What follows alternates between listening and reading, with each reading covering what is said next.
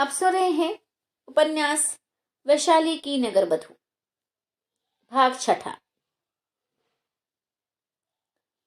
जब तक रथ की घंटियों का घोष सुनाई देता रहा और रथ की ध्वजा दिख पड़ती रही, वैशाली का जनपद मार्ग पर उसी और मंत्र विमोही सा देखता रह गया। अम्बपाली का वह अपूर्व रूप ही नहीं, उसका तेज, दर्प, साहस और दृढ़ता सब कुछ उन्हें अकल्पित दिख पड़ी। जो थोड़े से वाक्य अम्बपाली ने सभा में कहे, उनका सभी पर भारी प्रभाव पड़ा। कुछ लोग निरीह नारीत्व की इस कानूनी लांछना के विरोधी हो गए। उन्होंने चिल्ला चिल्ला कर कहना आरंभ किया कि है कौन देवी अम्बपाली को बलात् नगर वधु बनाएगा? हम उसके रक्त से वसुंधरा को डुबो देंगे। निस्संदेह ये धिक्कृत कानून वैशाली जनपद और वज्जी संघ शासन का कलंक रूप है। इस स्वाधीन जनपद के अंतस्थल पर पराधीनता की कालिमा है। अंग बंग, कलिंग, चंपा, काशी, कौशल, ताम्रपर्णी और राजगिरा कहीं भी तो स्त्रीत्व का ऐसा बलात् अपहरण नहीं है। फिर वज्जियों का ये गणतंत्र ही क्या, जहां नारी के नारित्व का इस प्रकार अपहरण हो? ये हमारी रक्षणीयना कुल वधुओं, पुत्रियों और बहनों की प्रतिष्ठा और मर्यादा का घोर अपमान है। हमें इसे सहन नहीं होगा। हम विद्रोह करेंगे, समाज से, संघ से, अष्टकुल के गणतंत्र से और गण परिषद से। कुछ सामंतों ने अपने अपने खड़ग कोष से खींच लिए। चलती बार अम्बपाली जो शब्द कह गई थी, उससे उनके हृदय तीर से विद्ध पक्षी की भांति आहत हो गए। उन्होंने क्रूर स्वर में हथियार ऊंचे उठाकर कहा, अरे वैशाली की जनपद कल्याणी देवी अम्बपाली नील पद्म प्रसाद में परिषद के वधिकों की प्रतीक्षा कर रही हैं। कौन उन्हें वध करने के लिए वधिकों को भेजता है, हम देखेंगे। हम अभी अभी उसके खंड खंड कर डालेंगे। हम इस संथागार का एक एक पत्थर धूल में मिला देंगे। कुछ सेठी पुत्र पागलों की भांति बक रहे थे। हे वज्जियों के इस गणतंत्र का नाश हो, हम राजगृह में जा बसेंगे। देवी अम्बपाली जिये, हमारे धन और प्राण देवी अम्बपाली पर उत्सर्ग हैं। इस पर सबने उच्च स्वर में जय घोष किया। जय देवी अम्बपाली की जय, जनपद कल्याणी की जय। परंतु बहुत से उद्धत तरुण सामंत पुत्र शस्त्र चमका चमका कर और हवा में भाले उछाल उछाल कर अपने अश्व दौड़ाने लगे। वे कह रहे थे कि उसका वध वधिक नहीं कर सकते, हम उसके दिव्य देह का उपयोग चाहते हैं। हम उसकी शरचंद्र की चांदनी के समान रूप सुधा का पान करना चाहते हैं। उसके अनिंद यौवन का आनंद लेना चाहते हैं। वह हमारी है, हम सबकी है। वह वैशाली का प्राण, वैशाली की शोभा, वैशाली के जीवन की केंद्र स्थली है, वैशाली की नगर वधु है। उसकी वे शर्तें कुछ भी हो, हम स्वीकार है, हमें स्वीकार है। हम सर्वस्व देकर भी उसे प्राप्त करेंगे या स्वयं मर मिटेंगे। प्रतिहार और दंडधर परिषद की व्यवस्था स्थापना में असमर्थ हो गए। तब गणपति सुनंद ने खड़े होकर कहा, आयुष्मान, शांत होकर देवी अम्बपाली की शर्तों को सुने। उन पर अभी गण सन्निपात का छंद ग्रहण होगा। उन शर्तों की पूर्ति होने पर देवी अम्बपाली स्वेच्छा से नगर वधु होने को तैयार है। एक बार संतगार में फिर सन्नाटा छा गया, परंतु क्षण भर बाद ही बहुत से कंठ एक साथ चिल्ला उठे, कहिए भंते गणपति, वे शर्तें क्या हैं और कैसे उनकी पूर्ति की जा सकती है? गणपति ने कहा, सब आयुष्मान और भंतगण सुने। देवी की पहली शर्त यह है कि उसे रहने के लिए सप्तभूमि प्रसाद, 9 कुटी स्वर्ण भार, प्रसाद के समस्त साधन और वैभव सहित दिया जाए। गण सदस्य चढ़ हो गए, नागरिक भी विचलित हुए। बहुत से राजवर्गियों की भ्रुकुटियों में बल पड़ गए। महामात्य सुप्रिय ने क्रुद्ध होकर कहा, भंते ये संभव है, ऐसा कभी नहीं हुआ। सप्तभूमि प्रसाद जम्बूद्वीप भर में अद्वितीय है। उसका वैभव और साधन एक राजतंत्र को संचालन करने योग्य है। उसका सौष्ठव ताम्रलिप्त राजगृह श्रावस्ती और चंपा के राजमहलों से बढ़ चढ़कर है। फिर 9 कोटि स्वर्ण भार, नहीं नहीं नहीं, 9 कोटि स्वर्ण भार देने पर वज्जी संघ का राजकोष ही खाली हो जाएगा।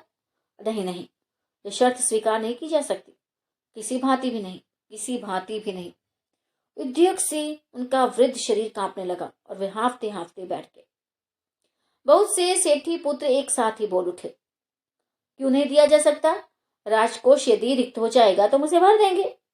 अष्टकुल उस दूसरे प्रसाद का निर्माण कर सकता है।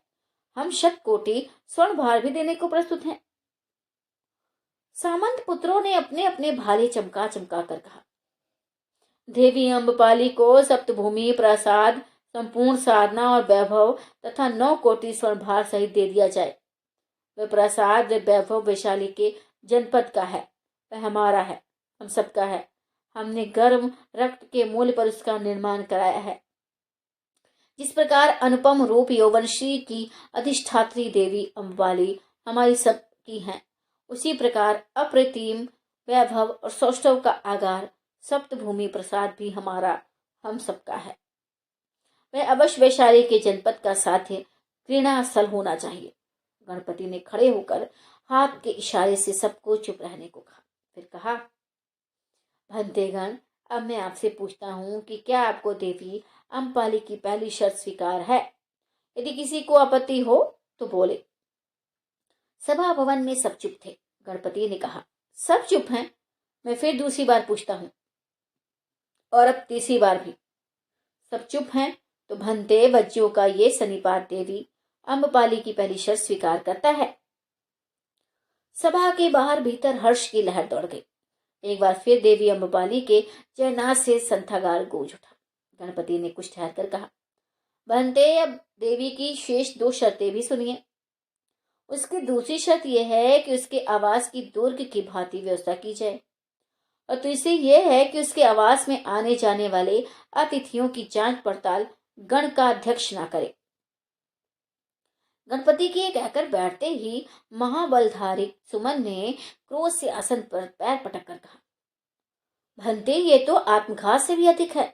मैं कभी इसका समर्थन नहीं कर सकता कि देवी का आवास दुर्ग की भांति व्यवस्थित रहे। भाई, इसका तो स्पष्ट अर्थ यह है कि देवी अम्पाली अलग ही अपनी सेना रखेंगी और नगर के कानून उसके आवास में रहने वालों पर लागू नहीं होंगे।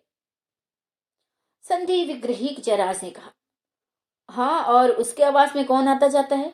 यदि इसकी जांच पड़ताल गण का अध्यक्ष नहीं करेंगे तो निश्चय ही अम्पाली का आवास शीघ्र ही षड्यंत्रकारी शत्रुओं का एक अच्छा खासा अड्डा बन जाएगा, और वे लोग निश्चिंता से वैशाली में बैठकर वैशाली के गणतंत्र की जड़ उखाड़ने के सब प्रयत्न करते रहेंगे। और यदि कभी नगर रक्षक को किसी चोर या षड्यंत्रकारी के वहां रहने का संदेह होगा, तभी देवी की सेना राज्य की सेना के कार्य में बाधा डाल सकेगी। और यदि वह चोर कोई शत्रु, राजा या सम्राट हुआ तो भाई उसकी सेना को भीतर बाहर से पूरी सहायता प्राप्त हो जाएगी। अंत में कहना चाहता हूं कि इस समय वैशाली का गणसंघ चारों ओर से शत्रुओं से घिरा हुआ है। एक तरफ राजगृह के सम्राट बिंबसार उसे विषम लोचन से देखते हैं, और दूसरी ओर मत्स्य, अंग, बंग, कलिंग, कौशल और अवंती के राजाओं की उस पर सदा वज्र दृष्टि बनी हुई है। वे सदा वैशाली के गणसंघ को ध्वस्त करने की ताक में रहते हैं। यदि हमने देवी अम्पाली की 2 शर्तें स्वीकार कर ली तो निसंदेह उसका आवास शत्रुओं के गुप्तचरों का एक केंद्र बन जाएगा। हमारे घर में एक ऐसा छिद्र हो जाएगा जिससे हम वैशाली जनपद की रक्षा नहीं कर सकेंगे। संत आगार से बाहर भीतर फिर विषम कोलाहल हुआ, परंतु गणनायक सुनंद के खड़े होते ही सब चुप हो गए। गणपति ने कहा, भंते, अम्पाली जैसी गुण गरिमापूर्ण जनपद कल्याणी के लिए जनपद को कुछ बलिदान तो करना ही होगा। इसमें जबकि वैशाली का जनपद पद पद पर शत्रुओं से घिरा है, हमें छोटी छोटी बातों पर ग्रह कलह नहीं करनी चाहिए। मैं अपने तरुण सामंत पुत्रों से, जो बार बार अपने खड़ग और भाले चमका चमका कर बात बात पर रोष प्रकट करते हैं, ये कहना चाहता हूं कि वह समय आ रहा है जब उनके बाहुबल और शस्त्रों की परीक्षा होगी, जिन पर उन्हें इतना गर्व है। पर हमें अपनी शक्ति शत्रु पर ही लगानी चाहिए। ग्रह कलह से आपस में टकरार कर नष्ट नहीं होना चाहिए। इसलिए गण सन्निपात से मैं अनुरोध करूंगा कि वह देवी की दूसरी शर्त स्वीकार कर ले। तीसरी शर्त की बात यह है कि जब कभी देवी के आवास की जांच करने की आवश्यकता समझी जाए तो उसे 1 सप्ताह पहले इसकी सूचना दे देनी चाहिए।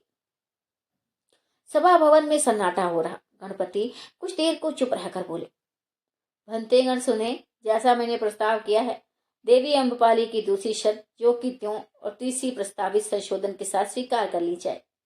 इस पर जो सहमत हों वे चुप रहे और जो सहमत हों वे बोले।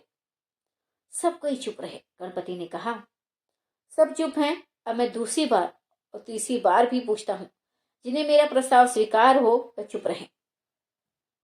साधु भंते सब चुप हैं। तो तीसरी शर्त थोड़े संशोधन के साथ स्वीकार करके देवी अम्बपाली की तीनों शर्तें अष्टकुल का गण सनिपात स्वीकार करता है। मैं भी अभी नीलपद्म प्रसाद में देवी अम्बपाली से मिलकर सब बातें तय करने जाता हूँ और कल इसके निर्णय की घोषणा कर दी जाएगी। आज संघ का कार्य समाप्त होता है। गणपति के आसन त्यागते ही एक बार तीव्र कोलाहल से संधगार का भवन गूंज उठा और सामंत पुत्र तथा नागरिक भांति भांति की बातें करते परिषद भवन से लौटे। समाप्त। ये भाग समाप्त।